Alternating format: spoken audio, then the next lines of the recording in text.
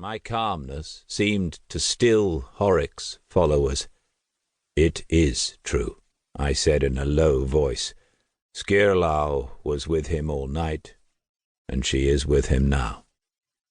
My words were met with sobs and murmurs. These men had travelled far in search of riches, and many of them would not have made the journey if not for Horic's reputation. Skalds sang of his daring deeds abroad, and the songs always attracted eager followers. Without Horic, their spirits hung like straw over a sharp blade, ready to split at the slightest touch. I needed these men. For 5 years I had waited patiently, playing by the Vikings' rules and building my island's strength, and all this for revenge. "We are fortunate," I said. "Horic's Volva has travelled with him, and she will guide us so that we may bury him as a king. Let us celebrate his life and his deeds.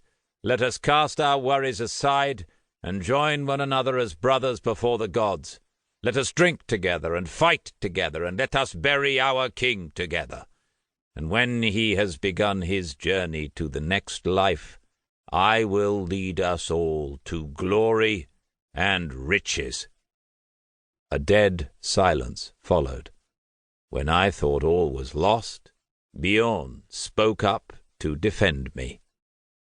"Hail, Hasting, King of Vindreland!" But Bjorn's words fell on deaf ears. The sea captains turned to the figure at the centre of us all, an enormous man who bore the same name as my father, Ragnar, though this man's son was none other than Bjorn. "Hasting speaks true," he said.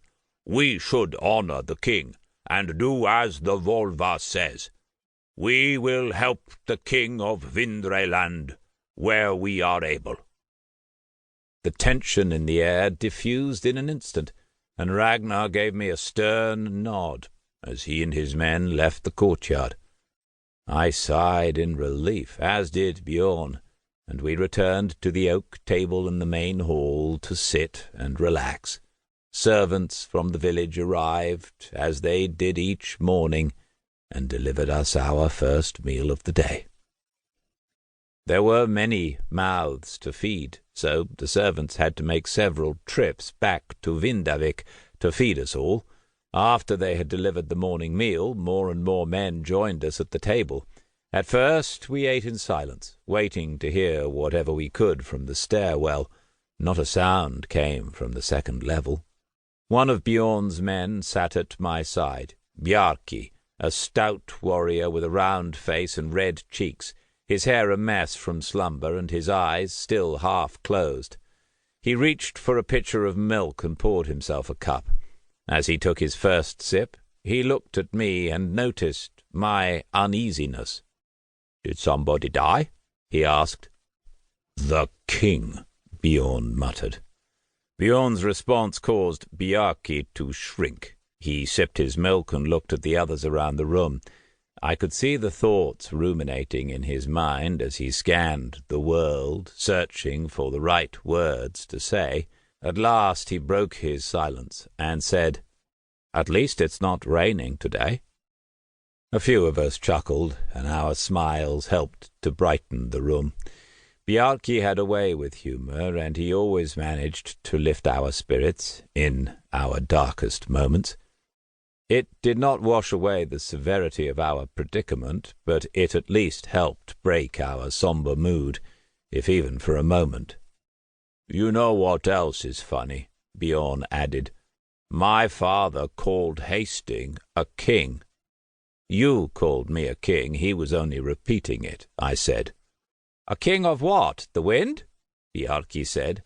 We all laughed, and he raised his goblet to keep the joke going. "Hail, Hasting, the Lord of the Wind!" No sooner had the words left Bjarki's mouth than Bjorn let loose a resounding fart that shook the bench upon which we sat. "Hail, Bjorn, the Lord of Passing Wind," I said. At that we howled with laughter. Bjarki fell over, holding his belly. Our cackling